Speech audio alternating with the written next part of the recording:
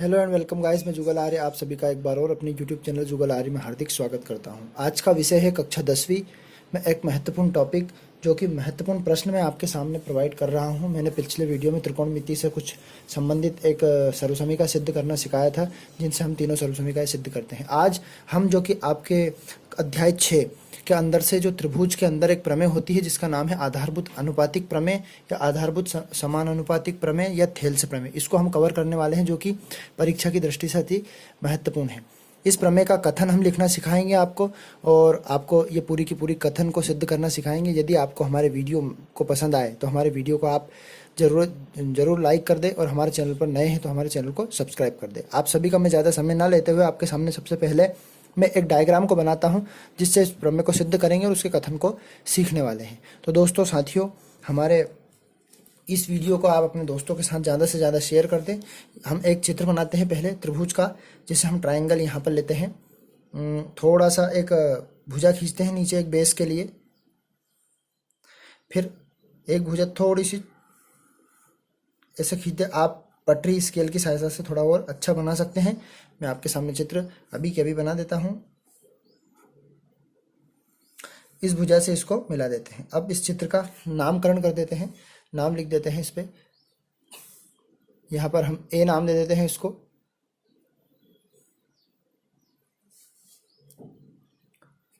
ए B C. यदि इस प्रमेय के कथन की बात करते हैं हम, तो यहाँ से इस भुजा के समांतर एक अन्य हम एक रेखा खींच देते हैं, सरल रेखा जो सीधी रेखा होती है। इसको हम नाम दे देते हैं ई, और इसको नाम दे देते हैं डी, या फिर डी ई ऐसा भी नाम दे सकते हैं। ए बी सी क्रम से देना हो तो इसको आप डी नाम दे सकते हो, और इसको आप नाम दे सकते हो ई, ऐसा भी आप लिख सकते हो। यदि अब इसके कथन की बात करते हैं तो कथन में आपके सामने एक्सप्लेन कर देता हूं, फिर लिख देता हूं, ताकि आप इसको आसानी से पढ़ सकें या देख सकें। तो कथन हमारा ये है कि यदि किसी त्रिभुज, एक त्रिभुज हो गया ये ABC, यदि किसी त्रिभुज के एक भुजा, ये हमारी एक भुजा BC है, एक भुजा के समांतर एक सरल रेखा खींची जाए तो अन्य दो भुजाएं, एक तो AB और एक AC, अन्य दो भुजाओं को ये अलग अलग बिंदु पर काटती है और उसी प्रकार से उनको समान अनुपात में विभाजित करती है। एक लाइन में यदि बोले, यदि किसी त्रिभुज के समांतर एक भुजा खींची जाए, सरल रेखा खींची जाए, यदि किसी त्रिभुज की एक भुजा के समांतर एक सरल रेखा खींची जाती है तो वह उस त्रिभुज को समान अनुपात में विभाजित करती है। अब इस कथन को मैं लिख देता हूं आपके सामने। इस कथन को, कथन यदि किसी त्रिभुज, तो यहां पर हमने यदि किसी त्रिभुज की एक भुजा के समांतर अन्य दो भुजाएं, ये त्रिभुज है, इसकी एक भुजा ये BD है, इसके समांतर एक भुजा खींच दी हमने, और वो अन्य दो भुजाओं को किसी बिंदु पर प्रतिच्छेद करती है, तो उन जो अन्य दो भुजाओं को ये समान अनुपात में विभाजित करती है। अब इस प्रमेय को सिद्ध करते हैं। सबसे पहले यदि मैं यहाँ से, यदि एक भुजा इसका आधार यदि मैं AD लेता हूँ, ये वाला AD आधार लिया, और यहाँ से मैंने एक लंब डाला, तो लंब यहाँ से डालने के बाद इस E पर इस लंब को डाल देते हैं, यहाँ से मिला देते हैं, और ये लंब डाला है तो ये कितने डिग्री का रहेगा, 90 डिग्री का कोण रहेगा। इसी प्रकार यदि मैं यहाँ से इस E को आधार मानकर यहाँ पर लंब डालता हूँ तो ये कितने डिग्री का रहेगा, 90। तो यदि इसको यहाँ पर मैं N मान लेता हूँ, इसको नाम दे देता हूँ N, और इसको नाम दे देता हूँ M, और मैं कह देता हूँ रचना में यदि बात करता हूँ तो ये D से मैं किसको मिला देता हूँ, C को मिला देता हूँ, और इसको ई को मिला देता हूं। तो ये हमने एक चित्र आपके सामने डायग्राम बना दिया। अब मैं आपको क्रम से बताता हूं इसमें दिया क्या है। तो दिया है, में लिखेंगे हम यहाँ पर सबसे पहले एक त्रिभुज दिया है, तो हम सबसे पहले दिया है लिखेंगे जब इसको सिद्ध करेंगे तो दिया है। अब इस प्रमेय का प्रश्न कैसे आ सकता है, थेल्स प्रमेय का कथन लिखिए और उसे सिद्ध कीजिए, या फिर ऐसा भी दे सकते हैं आधारभूत अनुपातिक प्रमेय का कथन लिखिए और इसे सिद्ध कीजिए। तो सबसे पहले दिया है, तो दिया है में एक त्रिभुज हमारा ABC दिया है। ABC में हमारे पास जो DE है, वो DE समांतर है किसके, BC के। ये DE समांतर है, ये बातें हमारे पास दी हुई है। अब यदि मैं ऐसा भी लिख सकता हूं इसको कि A से B को या दो भुजाओं को मिलाया, तो हम यहाँ पर रचनाएं चाहो तो लिख सकते हैं। दिया है ABC त्रिभुज में दो भुजाएं हमारे समांतर हो गई, और रेखाएं इनके बीच में एक सरल रेखा खींची है ना, समांतर भुजा सरल रेखा, जिसको D नाम दिया। तो ये लिख सकते हैं यहाँ पर सरल रेखा हमारी कौन सी खींची हमने, डीई, डी है जो कि किसके समांतर है, बीसी के। अब हम रचना की बात करते हैं, तो यहाँ पर रचना के चरण में लिख देते हैं रचना में कि मैंने किससे किसको मिलाया, यहाँ से लिख दूंगा मैं डी से सी को मिलाया और बी से ई को मिलाया। तो यहाँ लिख देंगे डी से सी को मिलाया और किसको किससे मिलाया, डी से सी को मिलाया, तो हमने बी से ई को मिलाया। अब हम सिद्ध करने की बात करते हैं, तो हमें सिद्ध क्या करना है, सिद्ध हमें करना है कि यदि सिद्ध करना कि मैंने कहा समान अनुपात में विभाजित करती है। समान अनुपात मतलब ये ए से डी, तो यहां लिख देंगे एडी बटा डीबी, है ना। यहां पर हमने लिख दिया डीबी बराबर कर दिया हमने एई बटा ईसी। ये हम प्रूव करके लेके आने वाले हैं। अब यहाँ पर हम इस प्रमेय को सिद्ध करते हैं, तो सबसे पहले इस डायग्राम को, आपके सामने डायग्राम लिखा हुआ है, इस डायग्राम को ध्यान से देखते हैं और इसको सिद्ध करने का प्रयास करते हैं। आपको सभी को, आप यदि हमारे इस क्वेश्चन में आपको डाउट हो तो हमें आप कमेंट बॉक्स में बता सकते हैं। अब यदि मैं इसमें एडी आधार लेता हूं, तो एडी यहाँ पर हमें आधार दिख रहा है ना। तो यदि एडी आधार दिख रहा है हमें, तो हम एक सूत्र होता है हमारे पास समकोण त्रिभुज का। समकोण त्रिभुज का सूत्र क्या होता है, समकोण त्रिभुज होता है हमारा 1/2 आधार गुणित ऊंचाई। तो वो सूत्र आपको चाहो तो मैं यहाँ पर लिख देता हूं, समकोण त्रिभुज। समकोण त्रिभुज का सूत्र होता है समकोण त्रिभुज के क्षेत्रफल का। तो ये होता है हमारा 1/2 आधार इंटू ऊंचाई। तो यहाँ जो जो आधार है उसको आधार लेते हैं और फिर हम उस ऊंचाई को ऊंचाई की जगह पे लिख देते हैं। तो सबसे पहले हम देखते हैं यहाँ पर इस साइड में ये एडी हमारा क्या है, आधार। तो इस चित्र को ध्यान से समझते हैं। इस चित्र में हमारा एडी लिखा हुआ है। इस डायग्राम को देखते हैं। ये डायग्राम आपको हमने कंप्लीट संपूर्ण बना दिया, लेकिन अब मैं आपको जब ये डायग्राम बताता हूँ कि यदि मैं एडी आधार लेता हूँ, जो कि हमें प्रमेय में सिद्ध करना है एडी, तो एडी आधार लिया हमने, तो यहाँ पर हम जानते हैं समकोण त्रिभुज का क्षेत्रफल। तो एरिया किसका लेते हैं हम, त्रिभुज एरिया लेते हैं हम, एरिया ऑफ ट्राइंगल, यानी कि एरिया AR करके लिख देते हैं शॉर्टकट में। एरिया हम कौन सा लेते हैं, त्रिभुज AD और E, ये वाला त्रिभुज हम देखते हैं, ये वाला बन रहा है ये ADE। तो यहाँ लिख देते हैं ADE में। तो ADE में हम जानते हैं आधार मतलब 1/2 आधार, मैंने क्या बोला, AD लेते हैं, तो इसका आधार हमारा AD ले लिया। तो यहाँ पर आधार की जगह पे हमने ये AD लिख दिया। अब AD लिखने के बाद ऊंचाई, तो ऊंचाई जो हमने लंब डाला है उसको ऊंचाई लेते हैं, तो लंब हम नाम देते हैं इसको n, यहाँ पर जो उसमें दिया। तो ऊंचाई जो लंब डालते हैं वो होती है, तो यहाँ लिख दिया हमने NE।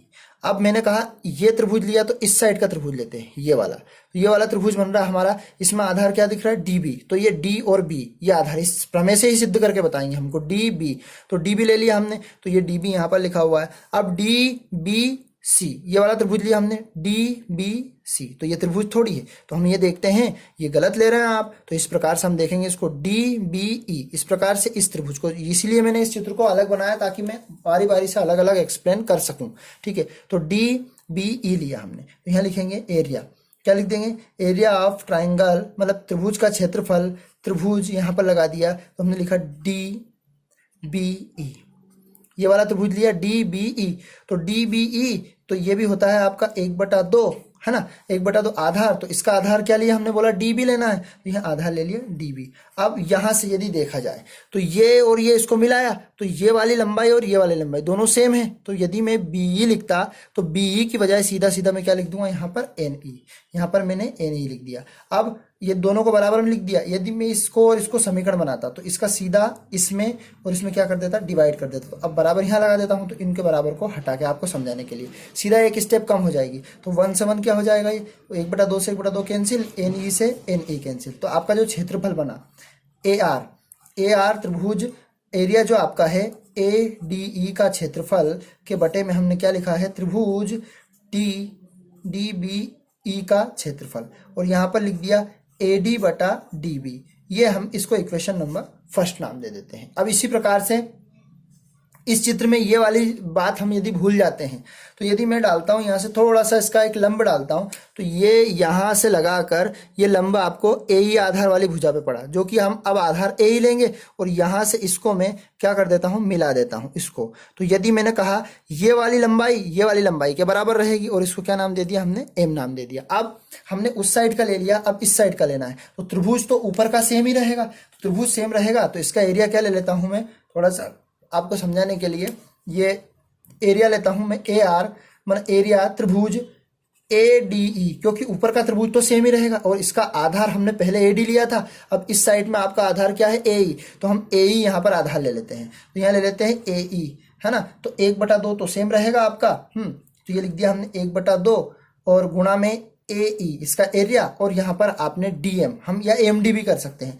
एम डी इस पर लंब डाला, ये इसकी ऊंचाई हो जाएगी, जो कि यहाँ भी देख सकते हो आप एम डी, दोनों चित्र आपके सामने रखे हुए हैं। ठीक है, अब हम ध्यान से समझते हैं, ये भाग लगाया था तो सीधा हम यहीं पर इसका भाग लगा देते हैं और एरिया। अब यहाँ पर आपको आधार लेना है सीई या ईसी, तो ईसी आधार लिया तो एरिया, इसका क्षेत्रफल क्या, सी मतलब बी सी ई, ये वाला त्रिभुज बनेगा इसका, ये वाला त्रिभुज, है ना, यहां से लगाकर यहां तक का।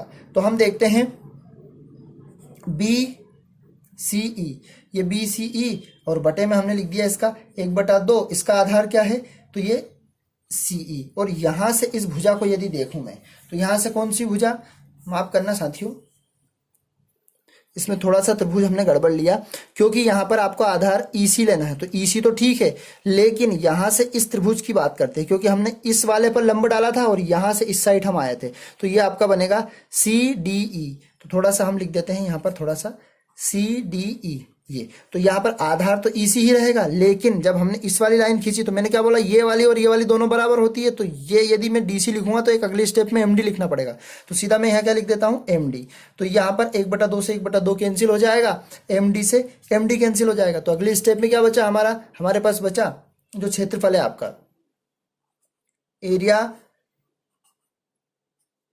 ए डी ई बटा एरिया जो आपका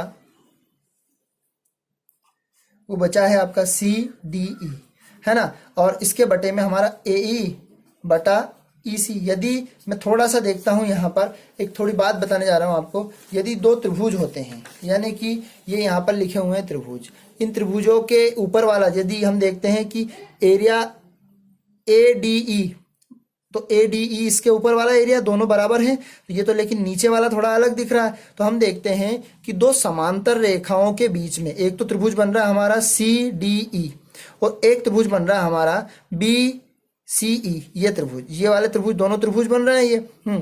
तो दो त्रिभुज में हम देखा जाए यहाँ पर बी ई सी, ये त्रिभुज लिए हमने, है ना, एक तो सी बी ई, तो यहाँ पर देखते हैं सी डी ई ले लिया हमने, सी डी ई ये वाला त्रिभुज नीचे की तरफ, और एक ले लिया हमने नीचे की तरफ डी बी ई, तो डी बी ई ये त्रिभुज दोनों हम कह सकते हैं कि दो समांतर रेखाओं के बीच या नीचे जो त्रिभुज बनते हैं दोनों आपस में बराबर होते हैं। तो यदि हमने इस चित्र को बड़े ध्यान से समझा तो यहाँ पर देखते हैं, एक स्टेप और आपको बता देता हूं इसकी, कि दो समांतर रेखाएं, यानी हमने जो त्रिभुज लिया था उसके ऊपर से एक त्रिभुज हमने त्रिभुज लिया था सी डी ई, और ये त्रिभुज इस त्रिभुज के बराबर, मैं इस वाली रेखा ली थी जब ये त्रिभुज लिया था और ये वाली रेखा ली थी जब ये लिया था, तो किसके बराबर होता है, त्रिभुज डी बी ई के, दोनों बराबर। इसको इक्वेशन नंबर 3 नाम दे देते हैं। तो यदि मैं लिखता हूं समीकरण 1, 2 व 3 से, समीकरण 1, 2, 3 आपस में बराबर होते हैं।